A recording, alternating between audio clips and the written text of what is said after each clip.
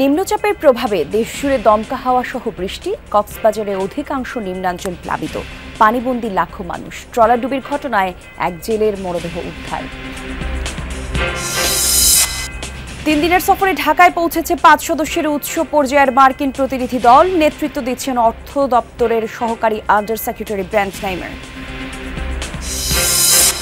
পাচারকৃত অর্থ ফেরাতে Dubai, Singapore সহ 5 দেশের সহযোগিতা চায় বাংলাদেশ। মালয়েশিয়ার অভিজ্ঞতা কাজে লাগানোর পরামর্শ বিশেষজ্ঞদের। সিএফটি, এএমএল, তো ফাটফ এখানে তো চুক্তিবদ্ধ সবাই, তো সেগুলো ব্যবহার করে উদ্ধার করা সম্ভব। বিদ্যুৎ খাতে বেড়েছে বেসরকারি নিয়ন্ত্রণ। উৎপাদনে ব্যবহৃত জ্বালানির বড় অংশই আমদানি নির্ভর। সঞ্চালন ব্যবস্থার দিকে নজর দেওয়ার তাগিদ।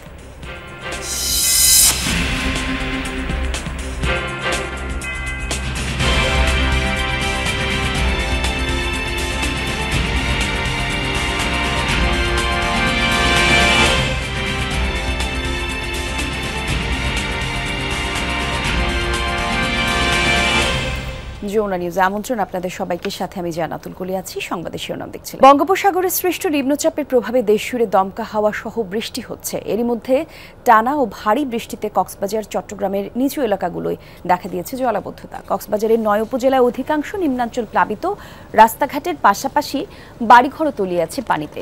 জলমগ্ন কয়েক লাখ মানুষ। কয়েক এলাকার বিদ্যুৎ এবং মোবাইল নেটওয়ার্ক বিচ্ছিন্ন। এর মধ্যে খোলা হয়েছে আশ্রয় কেন্দ্র। বৈরী আবহাওয়ায় ট্রলারডুবিতে নিখোঁজ এক জেলের মরদেহ উদ্ধার হয়েছে সকালে। আবহাওয়া অধিদপ্তরের সবশেষ পূর্বাভাসে বলেছে, চট্টগ্রাম, কক্সবাজার, মোংলা এবং পায়রা সমুদ্র বন্দরকে 3 নম্বর স্থানীয় সমুদ্র সংকেত দেখতে। নদীবন্দরগুলোয় দেওয়া হয়েছে 1 নম্বর সতর্কতা সংকেত। আর সাগরে অবস্থানরত নৌকা এবং ট্রলারকে উপকূলের কাছাকাছি থাকার নির্দেশ দেওয়া হয়েছে।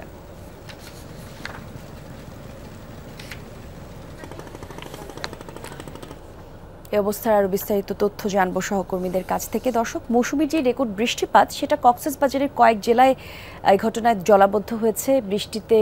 বৃষ্টির পানিতে ডুবছে রাস্তাঘাট, হোটেল মোটেলও। এই বিষয়ে একটু বিস্তারিত তথ্য জানবো।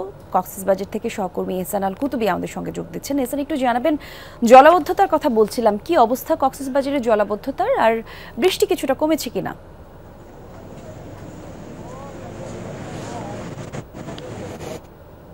বৃষ্টি কমেছে। গত রাতে ভারী বৃষ্টি হয়নি, থেমে থেমে বৃষ্টি হয়েছে, যার কারণে বৃষ্টির বিভিন্ন এলাকায় যে জলবদ্ধতা সৃষ্টি হয়েছিল, বিশেষ করে কক্সবাজার শহরের অবস্থা বলি, যেহেতু হোটেল মোটর জোন এলাকা, এখানে অনেক পর্যটক আছে, সে কারণেই এখানে আসলে জলবদ্ধতা সৃষ্টি হয়েছিল, কিন্তু সেটি বৃষ্টি কম হওয়াতে সেটি নেমে গেছে। এবং তবে এখনো পর্যন্ত বিভিন্ন উপজেলায় কক্সবাজারের যে উপকূলীয় এলাকা রয়েছে, টেকনাফ, পেকুয়া, কুতুবদিয়া, মহেশখালী এবং পাশাপাশি এখানে বিশেষ করে জলাবদ্ধতাটা সৃষ্টি হয়েছে রামু, টেকনাফের নীলা সহ বেশ কয়েকটি গ্রামে, এবং পাশাপাশি হচ্ছে উখিয়ার, হলদিয়া, পালং, থাইংকালি সহ বেশ কিছু এলাকায় এখনো পর্যন্ত জলাবদ্ধতা সৃষ্টি হয়ে মানুষের ঘর বাড়ি ডুবে গেছে। আমি যেখানে আছি এটি হচ্ছে কক্সবাজার পৌরসভার 1 নম্বর ওয়ার্ড। এখানেও কিন্তু জলবদ্ধতা সৃষ্টি হয়েছে। এই জলবদ্ধতা সৃষ্টির কারণে আসলে মানুষ অনেক দুর্ভোগের মধ্যে রয়েছে। ইতিমধ্যে আমরা যতটুকু জানতে পেরেছি, বেশ কয়েকটি ট্রলার ডুবির ঘটনা ঘটেছে। তার সেই হিসেবে কিন্তু আমরা আজকে সকালে একটি মরদেহ কক্সবাজারের সমিতিপাড়া এলাকায় ভেসে এসেছে বলে আমরা পুলিশের কাছ থেকে নিশ্চিত হতে পেরেছি। এবং এর আগে যে ভারী বৃষ্টির কারণে যে পাহাড় ধসের ঘটনা ঘটেছে, যে ইতিমধ্যে যে 6 জন ইতিমধ্যে মারাও গেছে, এবং এর বাইরেও কিন্তু ঝুঁকি রয়ে গেছে। ঝুঁকিপূর্ণ এলাকায় বসবাসকারীদের কিন্তু সরিয়ে নিতে জেলা প্রশাসনের পক্ষ থেকে বারবার বলা হচ্ছে, সরিয়ে যেতে বলা হচ্ছে, কিন্তু এখনো অনেকেই তাদের অবস্থানে রয়ে গেছে। ধন্যবাদ আপনাকে এহসান আমাদের সাথে যুক্ত হবার জন্য। চট্টগ্রামের সহকর্মী এরই মধ্যে আমাদের সঙ্গে যোগ দিয়েছেন জুবাইদ ইবনে শাহাদাত। শাহাদাত, একটু জানাবেন, চট্টগ্রামে বৃষ্টি কিছুটা কমলো কিনা, এখন কেমন দেখছেন আবহাওয়া পরিস্থিতি, জলাবদ্ধতা নিয়ে নতুন কোনো তথ্য থাকলে জানাবেন।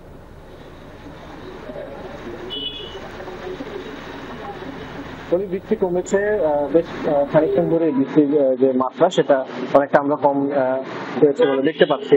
আর পাশাপাশি জলবদ্ধতা এখন পর্যন্ত সেভাবে প্রকোটাকা যেভাবে ধারণ করে চট্টগ্রামে অন্যান্য সময় বৃষ্টি হলে সেই জলবদ্ধতার এখন পর্যন্ত সেরকম প্রকোটাকা ধারণ করে না, এবং চিত্রটাও আমাদের সামনে আসে। তবে কিছু কিছু যে সকল নিচু জায়গা আছে সেখানে পানি জমেছে আমরা দেখতে পাচ্ছি, এবং সেই পানিগুলো হচ্ছে বৃষ্টির পানি পড়লে যতটুকু পানি জমে সেরকম পানি জমে। আর এছাড়া চট্টগ্রামের যে সড়কগুলো আছে, প্রধান সড়কগুলোতে, সেগুলোতে এতক্ষণ কিন্তু যানবাহনের আধিক্য ছিল না। এখন যানবাহন আমরা বেশ যানবাহন দেখতে পাচ্ছি, গণপরিবহনও বের হয়েছে, পাশাপাশি ব্যক্তিগত যে যানবাহনগুলো আছে সেগুলো কিন্তু আমরা দেখতে পাচ্ছি।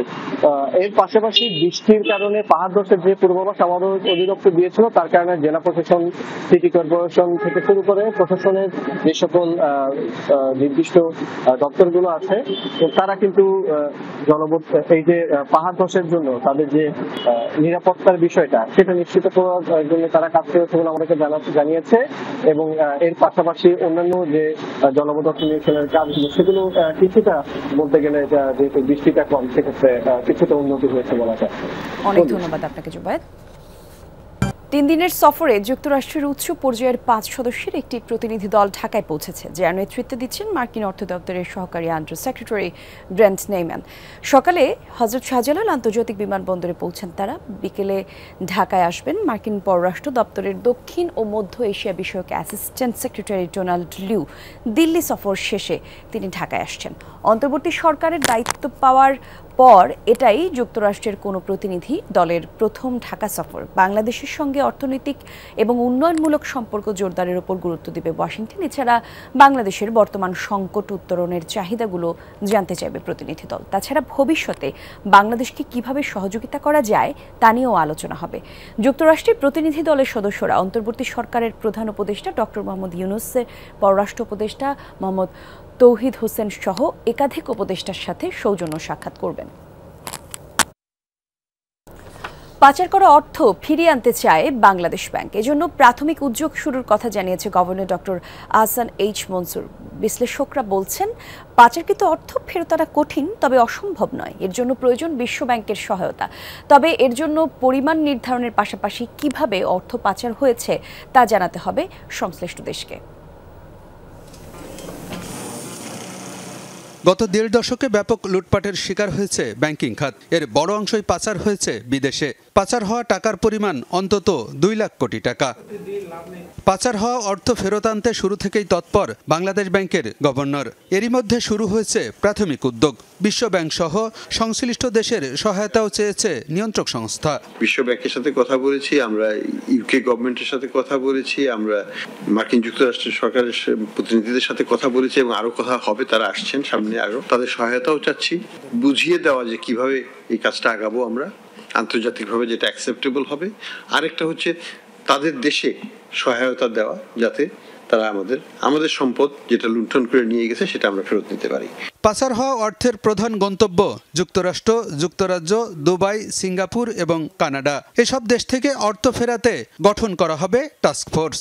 সহায়তা নেওয়া হবে বিদেশি বিশেষজ্ঞদের। এক্ষেত্রে বিএফআইইউ, দুদক এবং সিআইডির সাথে সমন্বয় করে কাজ করবে কেন্দ্রীয় ব্যাংক। পাচারের পরিমাণ নির্ধারণ করা জরুরি বলে মনে করেন বিশ্লেষকরা। যে কাজটা করতে হবে সেটা হলো যে সংখ্যাটাকে বের করা, যে কত টাকা কে কোথায় নিয়ে গেছে সেটাকে ট্র্যাকিংয়ের ব্যবস্থা করা। কারণ আপনি যদি তথ্যটা, নির্ভরযোগ্য তথ্য তৈরি করতে না পারেন তাহলে তো পরবর্তী পদক্ষেপগুলো নেওয়া অসম্ভব হয়ে পড়ে। পাচার করা অর্থ ফেরাতে জাতিসংঘ, বিশ্ব ব্যাংক সহ বেশ কিছু সংস্থা সহায়তা দিয়ে থাকে। বিশ্লেষকরা বলছেন, ইন্দোনেশিয়া এবং মালয়েশিয়ার অভিজ্ঞতাও কাজে লাগাতে পারে বাংলাদেশ ব্যাংক। এটুকু এস্টাবলিশ করতে পারেন যে আমার দেশ থেকে অবৈধভাবে এত টাকা অন্য দ্বিতীয় এক জায়গায় গেছে, ওই দ্বিতীয় জায়গা থেকে তোমার দেশে বৈধ পথে চলে এসছে।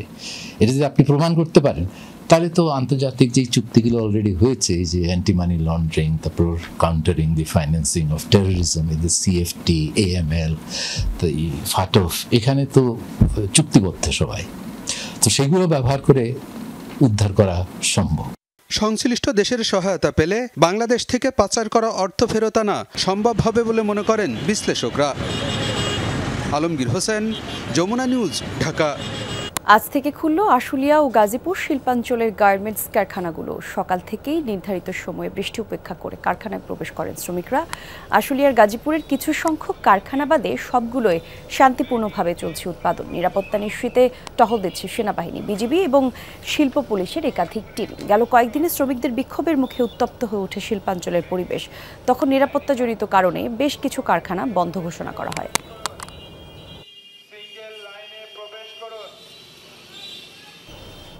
দেশের বিদ্যুৎ খাতে বেড়েছে বেসরকারি নিয়ন্ত্রণ। উৎপাদনে ব্যবহৃত জ্বালানির বড় অংশ আমদানি নির্ভর। আওয়ামী লীগের 15 বছর মূল্যায়ন করে বিশ্লেষকরা বলছেন, গৃহীত পাওয়ার সেক্টর মাস্টার প্ল্যান বাস্তবায়ন করতে পারেনি বিগত সরকার। ফলে বড় ধরনের আর্থিক ক্ষতি নয়, এই খাতে সুশাসনও প্রতিষ্ঠা করা যায়নি। গেল 1.5 দশকে আগের চেয়ে কয়েক গুণ বেড়েছে বিদ্যুতের উৎপাদন। তৈরি হয়েছে বেশ কয়েকটি মেগা প্রকল্প, যেমন বাংলাদেশ ও চীনের যৌথ উদ্যোগে বাস্তবায়িত হয়েছে পায়রা তাপবিদ্যুৎ কেন্দ্র।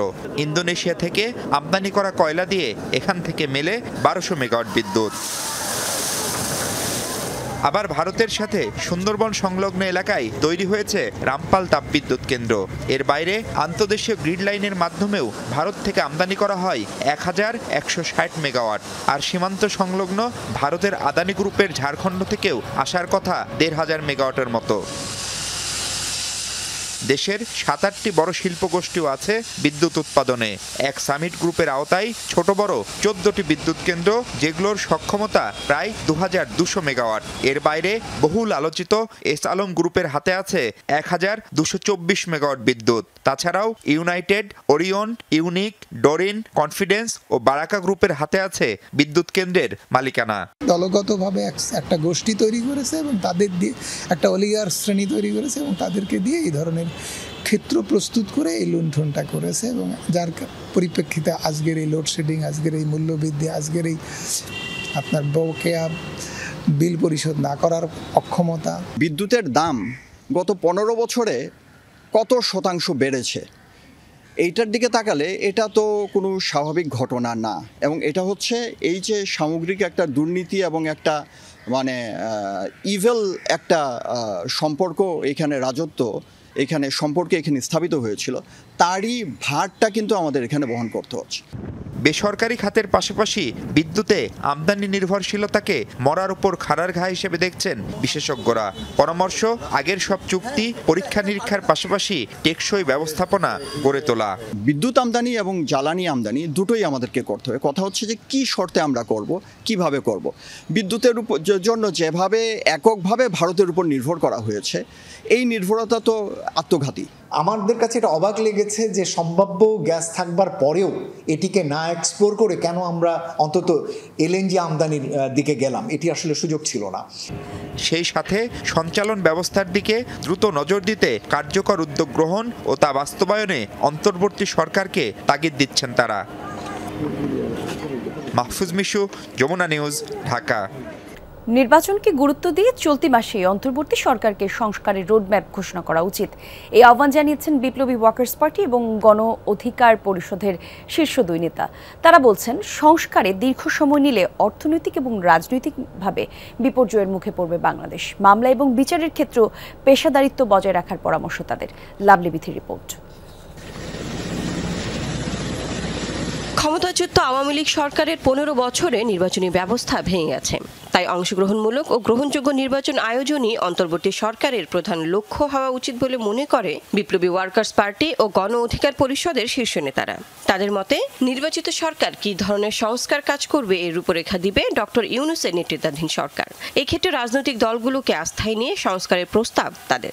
নির্বাচন যদি একটা রোডম্যাপ না থাকে এবং ইলেকশন যদি দীর্ঘ সময়ের জন্য না হয়, তাহলে আপনাকে আমি অগ্রিম বলে দিচ্ছি, বাংলাদেশ বিপর্যয়ের মুখে পড়বে। ফাইন্যান্সিয়াল, পলিটিক্যাল এবং নানান ধরনের একটা অস্থিরতা এখানে কিন্তু তৈরি হবে। বিরোধী দল জনগণের সমর্থনটা কিন্তু শর্তহীন কোনো সমর্থন নয়। আপনি সঠিক ট্র্যাকে আছেন কিনা, আপনি আপনার ইমিডিয়েট যে কাজগুলোর ক্ষেত্রে সে কাজগুলো আপনি ঠিক মতন করতে পারছেন কিনা, যদি করতে পারেন আমাদের সমর্থন থাকবে।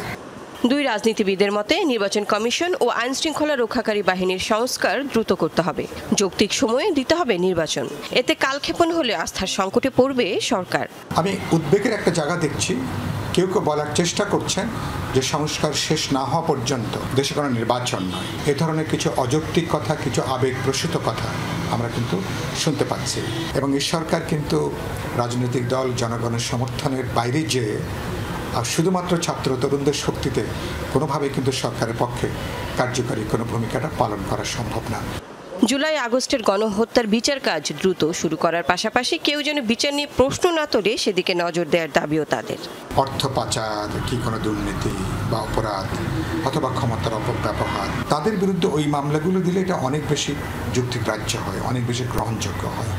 সেজন্য ঢালাওভাবে মামলা যেভাবে দেওয়া হচ্ছে, আমার নিজেরও ধারণা অনেকগুলো মামলা হয়তো এটা আইনি বাধা হতো, এটা পার করে পরবর্তী ধাপে এটা আসতে পারবে না। সুনির্দিষ্ট অভিযোগের তথ্যভিত্তিক মামলা হওয়া দরকার, কিন্তু এখানে যে মামলাগুলো হচ্ছে সেই মামলার কিন্তু গ্রাউন্ড আমি মনে করি যে সঠিকভাবে বিবেচনা করা হচ্ছে না। সুতরাং তাহলে এটা তো এই গভর্নমেন্টের ক্রেডিবিলিটি নিয়ে একটা প্রশ্ন তৈরি হবে। গণ অভ্যুত্থানের নতুন বাংলাদেশে বিভেদ এবং স্বেচ্ছাচারিতা ভুলে সবাইকে ঐক্যবদ্ধ থাকার আহ্বানও জানিয়েছেন তারা। লাভলি বিথি, যমুনা নিউজ, ঢাকা। গোপালগঞ্জে আওয়ামী লীগ নেতাকর্মীদের হামলায় স্বেচ্ছাসেবক দলের ক্রীড়া সম্পাদক শওকত আলী দিদার নিহত হয়েছেন। শুক্রবার রাত ৮টার দিকে পাথালিয়া বাংলালিংক টাওয়ারের পাশ থেকে তার মরদেহ উদ্ধার করে পুলিশ। এর আগে বিকেলে জেলা শহরের বেদগ্রাম মোড়ে পথসভা শেষ করে টুঙ্গিপাড়া রওনা হন বিএনপি নেতাকর্মীরা। পথে ঘোনাপাড়া মোড়ে আওয়ামী লীগ ব্যানারের ফেস্টুন ছেঁড়াকে কেন্দ্র করে কেন্দ্রীয় সভাপতি SM জিলানির গাড়ি বহরে হামলা করে আওয়ামী লীগ নেতারা। ধাওয়া পাল্টা ধাওয়া এবং সংঘর্ষে গণমাধ্যম কর্মী সহ অন্তত 40 জন আহত হয়। ভাঙচুর করা হয় কমপক্ষে 10টি গাড়ি। আহতদের উদ্ধার করে সদর হাসপাতালে নেওয়া হয়। এদিকে অবস্থা গুরুতর হওয়ায় কেন্দ্রীয় স্বেচ্ছাসেবক দলের সভাপতি SM জিলানি ও তার স্ত্রী, গোপালগঞ্জ মহিলা দলের সভাপতি রওশন আরা রত্না সহ বেশ কয়েকজনকে ঢাকায় পাঠানো হয়েছে। হামলার প্রতিবাদে আজ সারা দেশে বিক্ষোভ কর্মসূচি পালন করবে জাতীয়তাবাদী স্বেচ্ছাসেবক দল।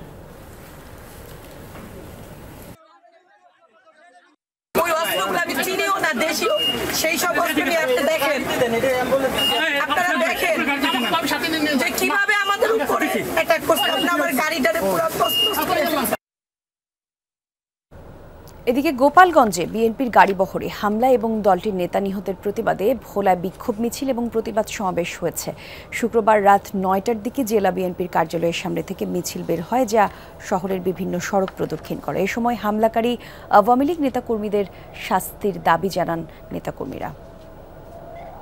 ময়মনসিংহে সড়ক দুর্ঘটনায় স্বামী স্ত্রী নিহত হয়েছে। শুক্রবার সন্ধ্যায় শিকারিয়াকান্দা জিগাতলা এলাকায় এই দুর্ঘটনা ঘটে। নিহতরা হলেন দিলরুবা জেবিন এবং সেনা সদস্য নাজমুল পারভেজ। পুলিশ জানায়, বিকেলে আকুয়া জুবলি কোয়ার্টার থেকে 2 সন্তান এবং স্ত্রীকে নিয়ে মোটরসাইকেলে ঘুরতে বের হয় নাজমুল। জিগাতলা এলাকায় পৌঁছালে সিমেন্ট বোঝাই একটি ট্রাক তাদের ধাক্কা দেয়। ঘটনাস্থলেই প্রাণ হারায় নাজমুল। আহত দিলরুবা এবং 2 সন্তান আহনাফ ও জান্নাতকে উদ্ধার করে হাসপাতালে নেওয়া হয়। চিকিৎসাধীন অবস্থায় মারা যান দিলরুবা। দর্শক, রাজস্ব বিষয়ক সেমিনারে এই মুহূর্তে কথা বলছেন অর্থ উপদেষ্টা ডক্টর সালেউদ্দিন আহমেদ। আমরা সরাসরি যাচ্ছি সেখানে। ওদের বেশ কড়াকড়ি আর কি, আমি বলবো না এখন US স্ট্যান্ডার্ড আপনার পৌঁছে যান। তার মধ্যে কথা হলো ট্রান্সপারেন্সি থাকবে, অ্যাকাউন্টেবিলিটি থাকবে, আর সব হলো যে সরকারের যে কোনো কাজের জন্য আপনার যতটুকু সম্ভব রাজস্ব আদায় করবেন। কিন্তু লোকজন চাপিয়ে দিয়ে, লোকজনের কষ্ট দিয়ে যেন আপনারা সে না করেন, যাতে আপনাদেরকে দেখে লোকজন আশ্বস্ত হয় এবং ওরা যদি নিজে স্বতঃপ্রণোদিত হয়ে আসে যে ট্যাক্সটা দেবো। আর এখনও একটা অ্যাটিটিউড, ট্যাক্স অফিসের বাইরে যাবো, কাছাকাছি যাবো না, গেলেই তো আমাকে ধরিয়ে দেবে চাকরিটা। এটা কিন্তু একটু ইসে আছে তাদের মধ্যে, একটু ভীতি। আপনি আশ্বস্ত করেন যাতে ওদের মধ্যে এই ভীতিটা না থাকে।